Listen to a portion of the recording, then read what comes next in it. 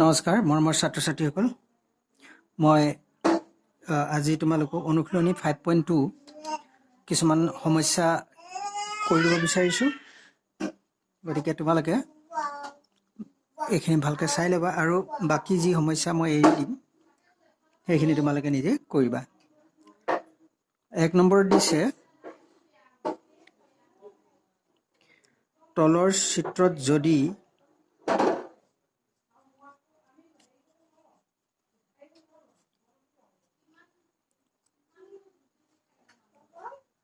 তলৰ চিত্ৰত যদি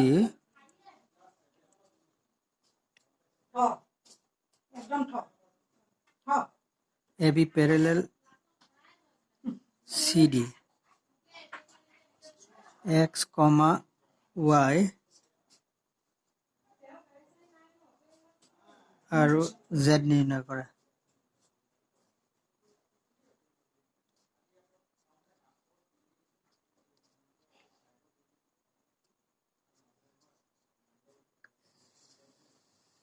মই চিত্ৰটো আঁকি দিছো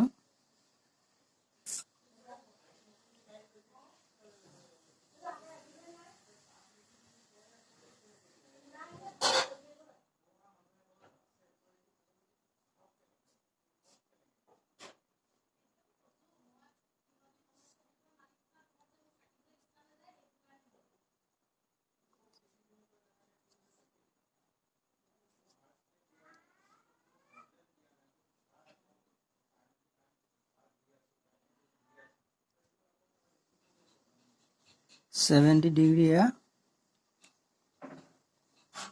এটা কোণ Y এটা কোণ Z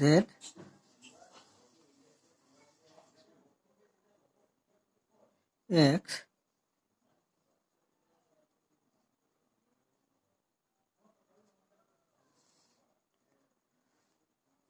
এতিয়া আমি X আৰু Y উলিয়াবলৈ আমাক দি দিছে যে AB parallel CD এতিয়া আমি X Y উলিয়াবলৈ X টো আমি উলিয়াব পাৰিম কিয়নো AB সমান্তৰাল CD তাৰপিছত এডাল ইহঁতৰ ছেদক গতিকে X আৰু 70 ডিগ্ৰী কোণটো একান্তৰ কোণ গতিকে X কোণটো যিমান 70 ডিগ্ৰী কোণটো যিমান X কোণটো সিমানেই হ'ব এটো বিশেষ আৰু ইয়াত আখৰ দি নলওঁ আমি মই অলপ সময় কৰিম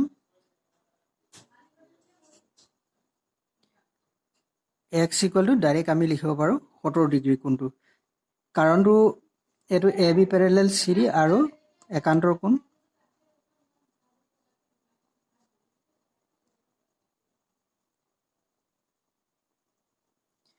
মই ইমান বুলি লিখিছো কিন্তু এনে বুজি লোৱা AB parallel CD ইয়াত যদি আমি আখৰটা বহাই দিও তেতে PQ জাল এটো যদি P বুলি ধৰি লওঁ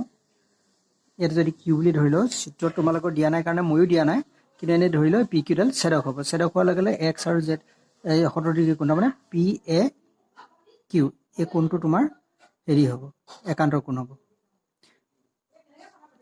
এতিয়া তাৰ পাছতে আমি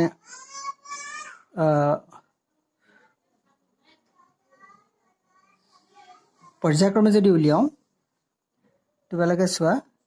70 আৰু Y এই দুইটা কোণ লগ খাই এই 100 কোণটোৰ মান হৈছে এডাল ছেদক হয় এডাল প্যাৰেলাল AB এডাল CD এই দুডাল প্যাৰেলাল তাক এটো ধৰা R যদি দি দিও PR কাটিছে কটাৰ লগে লগে এই কোণটো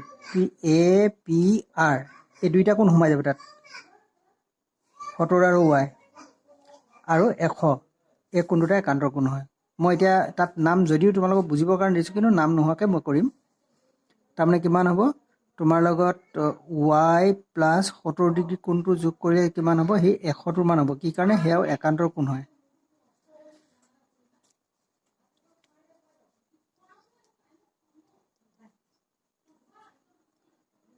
এতিয়া Y ভ্যালুটো উলিয়াবলৈ হলে আমি 100 ৰ পৰা 70 টো পক্ষান্তৰ কৰিব লাগিব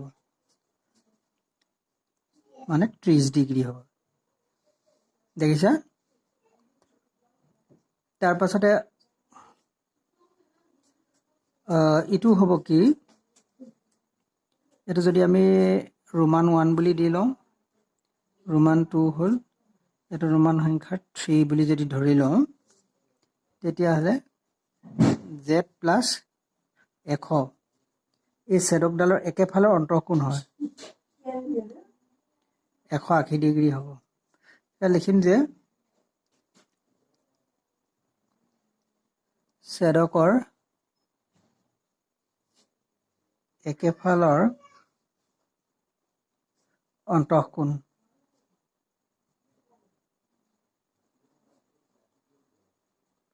আমি জানো যে ছেদকৰ একেফালৰ অন্তঃকোণ 180 ডিগ্ৰী। গতিকে ইমানটো লিখিলেই হৈ যাব। জেড ইকুৱেল উলিয়াবলৈ হ'লে 180ৰ পৰা এই 100টো পক্ষান্তৰ কৰি লৈ যাম। মই ইয়াতেই লিখিছোঁ 80 ডিগ্ৰী হ'ব। এতেকে এক্স ইকুৱেল টু তোমাৰ পালা 70 degree, y equal to 30 degree,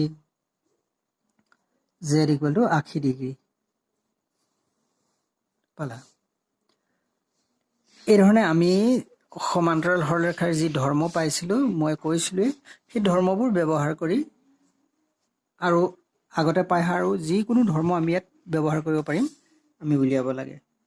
এতিয়া বিটো কৰি দিছোঁ তোমালোকৰ সুবিধাৰ্থে মই।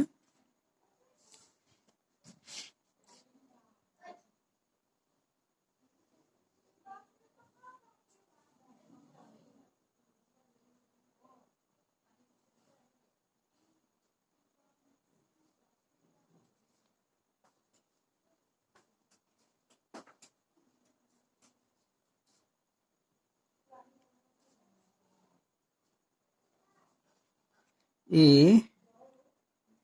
বি চি ডি, এই বি কোণটো 65 ডিগ্ৰী হ'ব। আমি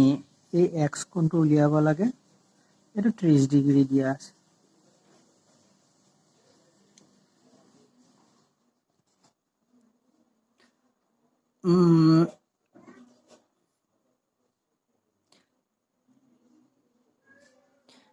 এই কোণ দুটা, এই কোণটো আৰু এই কোণটো বিপৰীত কোণ হয়। আমি এই কোণটো উলিয়াব পাৰোঁ। এইটো কোণে এই দুটা বিপৰীত কোণ, সেয়েলৈ বা আমি এনেকুৱাও কৰিব পাৰোঁ যে এডালৰ সমান্তৰাল এডাল ছেদক হ'ব। যদি ছেদক হয় তেতিয়াহ'লে আমাৰ এইটো কোনো কথা বাদ দিয়া, এই কোণটোৱে সমান হ'ব, মানে এইটো 65 ডিগ্ৰী হ'ব। আৰু এইটো 65 আৰু এইটো কোণ যোগ কৰি দিলে এই দুটা কোণৰ যোগফলটো কিমান হ'ব? 180 হ'ব, কাৰণ এইটো এটা সৰলৰৈখিক জোৰ হ'ব। এনেকৈ এডাল সৰলৰেখা, তাক এডালে ভাগ কৰিছে, গতিকে এই কোণটো এটা সৰলৰৈখিক জোৰ হ'ব।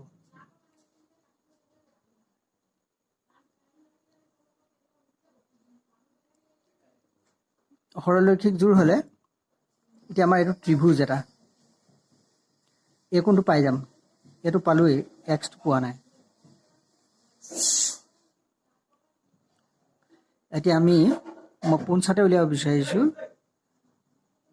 ইয়াত এক্স প্লাছ 30 ডিগ্ৰী প্লাছ এই কোণটো, এইটো 65 ডিগ্ৰী হ'ব, এইটোৰ লগত যোগ কৰিলে এইটো সৰলৰৈখিক জোৰ, এইটো 180 ডিগ্ৰী হয়। দুইটা কোণ, এই কোণটো মান উলিয়াবলৈ হ'লে সেই 180ৰ পৰা এই 65টো বিয়োগ কৰিব লাগিব। তাৰমানে ইয়াত 180ৰ পৰা 65 ডিগ্ৰী বিয়োগ কৰিলে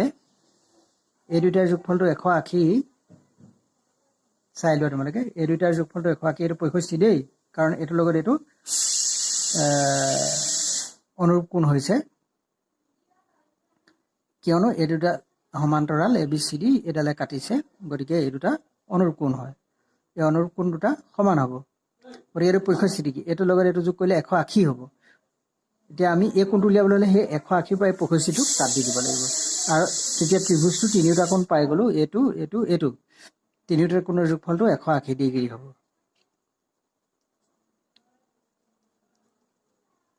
ত্ৰিছ ডিগ্ৰী প্লাছ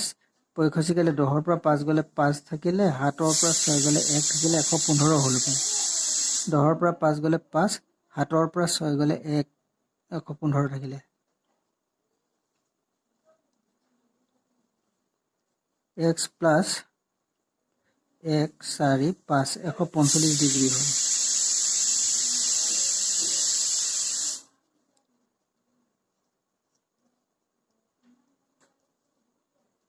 দহৰ পৰা 5 গ'লে 5, 7ৰ পৰা 4 গ'লে 3, 35 ডিগ্ৰী। গতিকে x কোণটো 35 ডিগ্ৰী মই ইয়াত নাম বহাই লৈও কৰিব পাৰা তোমালোকে ইয়াতে A B C D P Q কিবা এটা আখৰ বহাই লৈ পেলাই কৰিব পাৰা তেতিয়া লিখিবলৈ সুবিধা এটা হয় আৰু নহলেও এনেকৈ কৰিলেও হ'ব পোনপটীয়াকৈ কথাটো বুজি পালেই হ'ল এতিয়া মই তোমালোকক কৰি দিম D2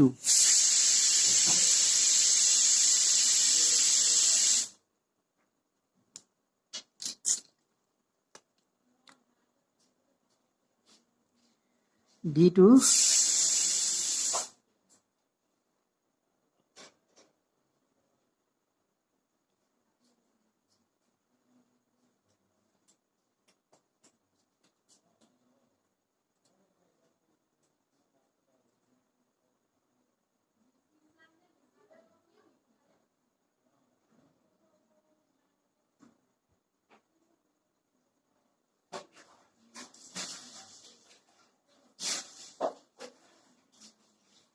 55 degree A C D এইখিনিতে আমি কি কৰিব লাগিব বি ই ডালক চিটোটো অলপ সৰু হ'ল বি ই ডালক বহাই দিলো আচ্ছা এই চিটোটো নালাগে চিটোটো অলপ ডাঙৰকৈ আঁকি লৈছো দেই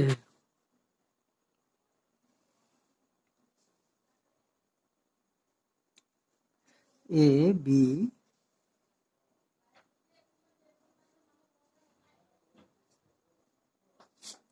C D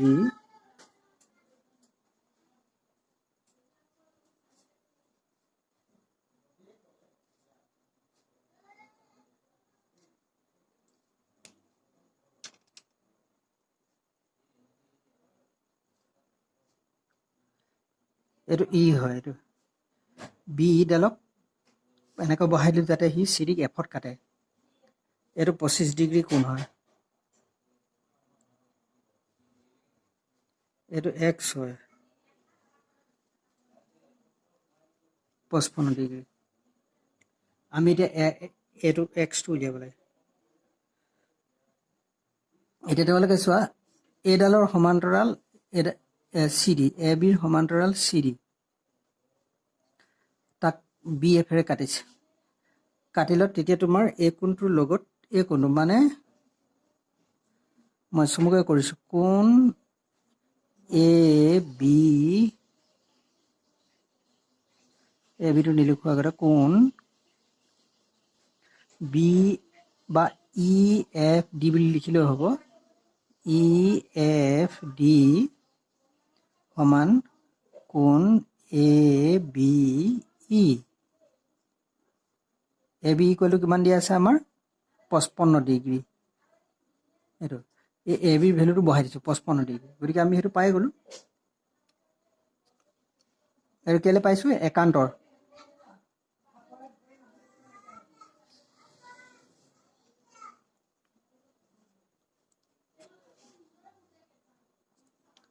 মানে এইটো 55 ডিগ্ৰী পাই গ'লোঁ আমি এইটো পোৱাৰ লগে লগে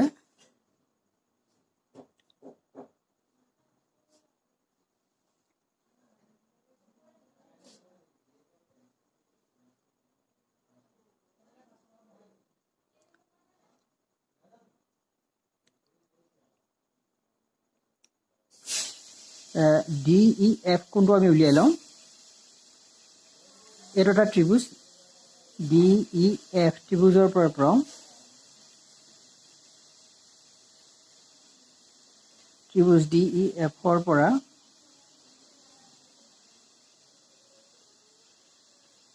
পাওঁ কি পাওঁ কোণ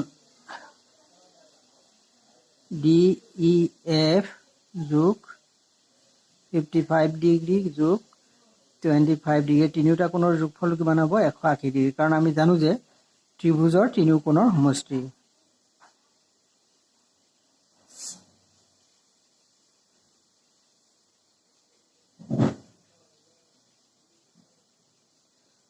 কোণৰ সমষ্টি ধৰ্ম ত্ৰিভুজৰ কোণৰ সমষ্টি ধৰ্ম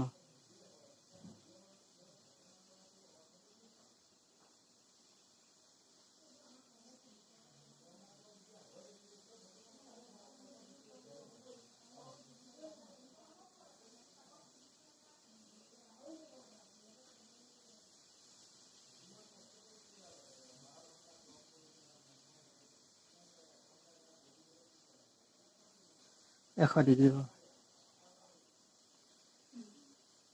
ডি এফৰ মান এইটো মান 100 ডিগ্ৰী পালো এতিয়া এই দুটা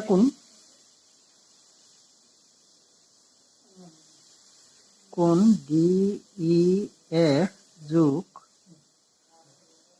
এক্স এই দুটা সৰলৰৈখিক জোৰ হয় এইটো কোণে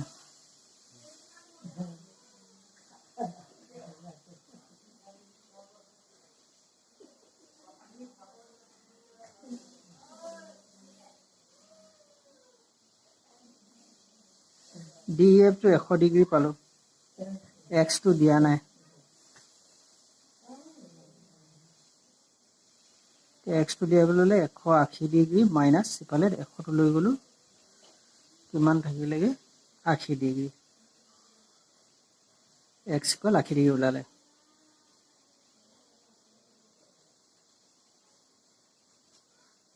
এই ধৰণে আমি উলিয়াব পাৰিম